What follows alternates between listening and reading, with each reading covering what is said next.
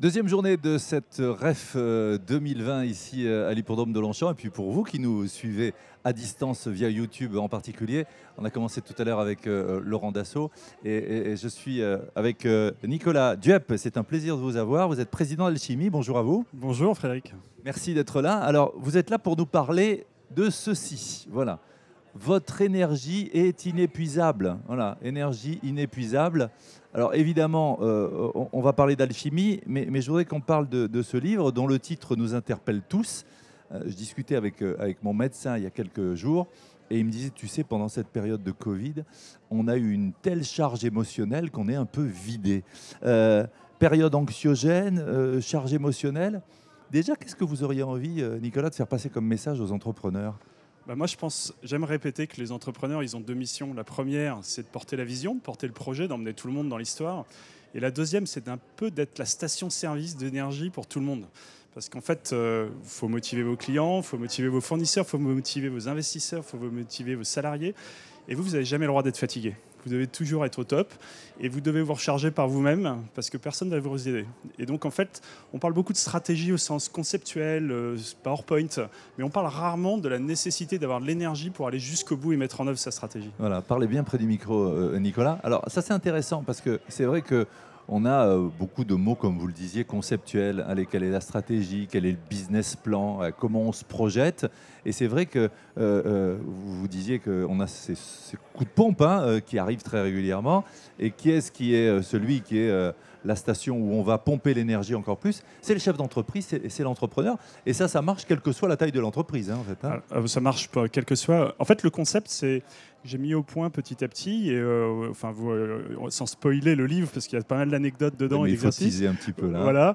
En fait, tout le monde est porteur d'une jauge, et votre jauge, elle évolue au gré des interactions que vous avez dans la journée. Par exemple, vous savez, ces meetings où vous vous sentez vidé à la fin, où des prédateurs vous ont pompé toute votre énergie, ou au contraire, ces rendez-vous avec des personnes qui vous ont donné un max d'idées, un max d'énergie, vous vous sentez vraiment très bien.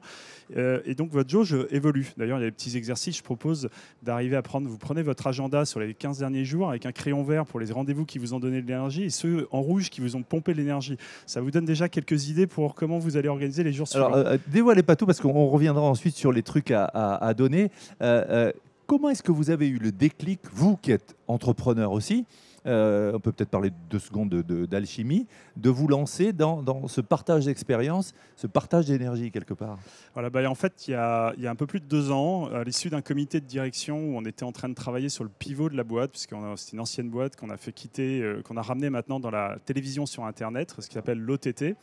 Et à la fin, le consultant qui nous accompagnait me dit c'est bien, tout le monde sait exactement ce qu'il a à faire, la feuille de route est claire pour chacun, mais en revanche, il va te falloir une sacrée énergie pour arriver à aller jusqu'à là et bouger tout le monde. Sympa comme encouragement, hein? Voilà, et là je lui dis mais ça c'est pas un problème, moi je fais comme ci comme ça, et il me dit mais c'est génial ton truc, il faut que tu le partages. Et là j'ai réalisé qu'en fait la tambouille que j'avais montée à travers des lectures, à travers des rencontres, à travers des exercices, finalement je pouvais la partager. Donc comme lui c'est un auteur multirécidiviste, il m'a accompagné dans l'écriture du livre pour que ça a je pris partage. du temps justement? Alors c'est 15 mois de boulot. C'est 15 mois de boulot, donc il en faut de l'énergie pour...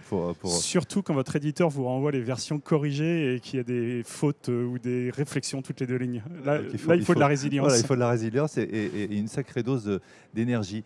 Moi, j'aimerais qu'on insiste un peu plus sur... alors vous le disiez, il y a toutes les parties prenantes qui sont soit consommatrices d'énergie ou soit qui apportent de l'énergie. En particulier, moi, c'est les collaborateurs dans une entreprise, les salariés, plus que jamais aujourd'hui, avec cette période de Covid où on ne sait pas trop où on va, où on est vidé, télétravail, c'est bien, mais aussi on a l'impression de travailler. Moi, j'ai des grands patrons d'entreprises et même du CAC 40 qui m'ont dit, écoute, j'ai jamais autant travaillé que maintenant. Qu'est-ce qu'on peut donner comme clé aux salariés, quels qu'ils soient, pour aborder cette rentrée en rechargeant la jauge ou en maintenant la jauge qu'on a remplie pendant l'été là? Il faut déjà boucher les fuites. Puisqu'en fait, on ne réalise pas qu'on gaspille son énergie à travers tout un certain nombre de rendez-vous. Moi, chez Alchimie, par exemple, les recrutements, je laisse au RH les compétences techniques, les filles, ils sont très très bonnes. Mais en revanche, moi, je fais très attention à l'énergie. Quelqu'un qui est généreux en énergie, vous l'avez avec le vocabulaire, vous l'avez avec sa posture, vous l'avez avec ses actions. C'est quelqu'un qui, dans des phases comme le Covid, va être capable de donner. Et en fait, votre jauge, on en parlait juste avant, si elle est haute, vous pouvez donner. Si elle est basse, votre instinct primaire, ça va être de vous recharger. Et le drame numéro 1 quand vous êtes un chef d'entreprise, mais ça marche aussi si vous êtes mari ou femme ou père de famille, c'est de vous recharger sur les autres. Il va falloir se recharger par soi-même. Et vous avez tous, avec certaine humilité, vous pensez à ces réunions de comité de direction où vous avez une parole malheureuse parce qu'en fait vous êtes un peu stressé, vous allez taper de l'énergie à quelqu'un. Mais en fait vous avez créé un phénomène de domino où cette personne très frustrée à l'issue de son rendez-vous va aller voir ses propres équipes et puis se recharger sur ses propres équipes. Donc en fait, au lieu d'avoir un cercle vertueux, il est vicieux. Là, et là, vous avez un cercle vicieux. Et comme je disais initialement, le rôle de l'entreprise, c'est d'emmener un cercle vertueux et d'emmener toutes ces équipes vers le haut. Donc mettre des bouchons sur les fuites. Et là, je propose des exercices aussi pour prendre conscience de là où on gaspille son énergie. Et puis après, en tant qu'entrepreneur, on a tous un défi, c'est de se connaître pour pouvoir se recharger par soi-même. Alors moi, je suis fan de cyclisme, je suis passionné d'un certain nombre de sujets. Et c'est de garder tous ces équilibres pour faire en sorte que chaque matin, vous veniez avec la station-service au top. Oui, voilà, parce que l'idée, c'est évidemment d'éviter de traîner les pieds pour aller bosser le matin. Justement, quand on parle de ces moments qui nous pompent notre énergie, comment est-ce que, vous parlez de jauge, Nicolas Duhap, comment est-ce qu'on fait pour apprécier le niveau de la jauge, comme quand on se met sur la balance, on se dit ah, tiens, j'ai un peu mangé trop de churros ou je ne sais pas quoi, mais j'ai pris du poids. Il y a pareil, là, en fait, c'est plusieurs exercices, puis c'est une méthodologie. En fait, ça se voit à l'œil nu ou pas déjà? Non, c'est du ressenti. Il faut prendre du temps. À l'issue de notre rendez-vous, on va se poser la question, est-ce qu'on a passé un bon moment? Est-ce que ça nous a rechargé? Ou est-ce que mal parti là, ou est-ce que ça nous coûte? Mais vous avez la même chose quand vous rencontrez un client.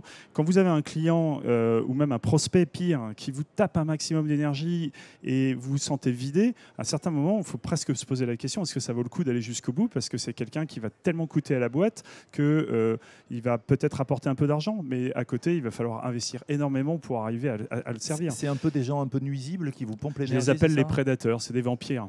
C'est des vampires en énergie. Et quand vous en avez même dans votre propre équipe, des gens qui tapent l'énergie, c'est extrêmement déstabilisant. Et dans des périodes comme le Covid, des gens qui ont tout le temps des mauvaises réflexions, qui ont besoin d'être rassurés, vous sentez qu'ils volent comme ça cette énergie, parce qu'ils ne demandent pas. En fait, vous, en tant qu'entrepreneur, vous avez besoin d'injecter encore plus dans votre boîte. Et c'est là où vous travaillez plus, et c'est là où vous êtes fatigué. Et quand on donne plus que ce qu'on a, ça s'appelle le burn-out. On est brûlé, la jauge est brûlée, le moteur s'arrête complètement.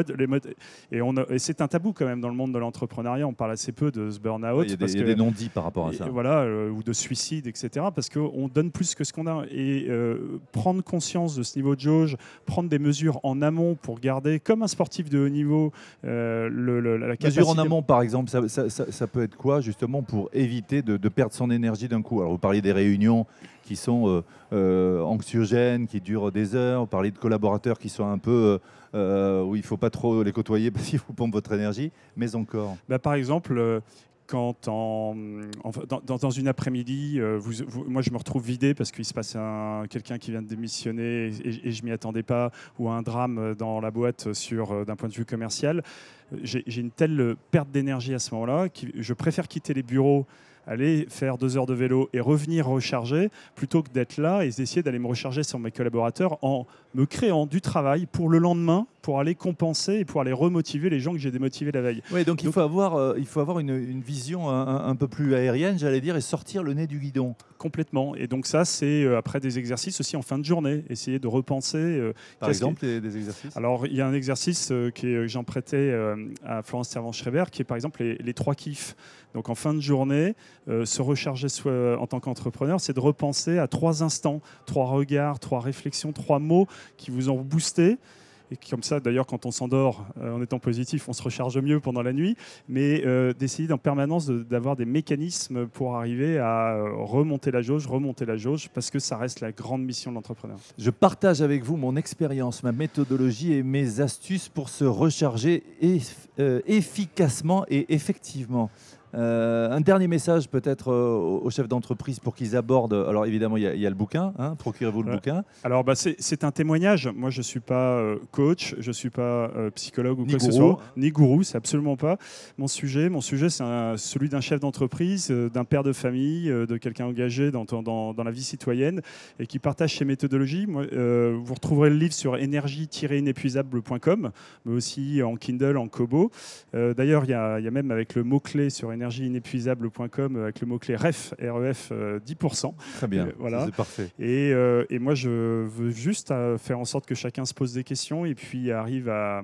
On a tous besoin d'énergie positive et de réussir ensemble en ce moment sur un sujet qui est malheureusement très clivant. Réussir ensemble, c'est la seule solution pour qu'on s'en sorte voilà, rapidement. Et on va s'en sortir. Et en tout cas, si vous êtes là, vous, à la REF, vous savez que c'est un creuset d'énergie et vous pouvez prendre de l'énergie C'est un bain de positive. jouvence. Exactement. Voilà. Merci beaucoup, Nicolas Diop, d'avoir été avec plaisir, nous. merci. Et bon succès à votre bouquin. Votre énergie est inépuisable. On se retrouve d'ici quelques secondes, ici sur le plateau TV de la REF.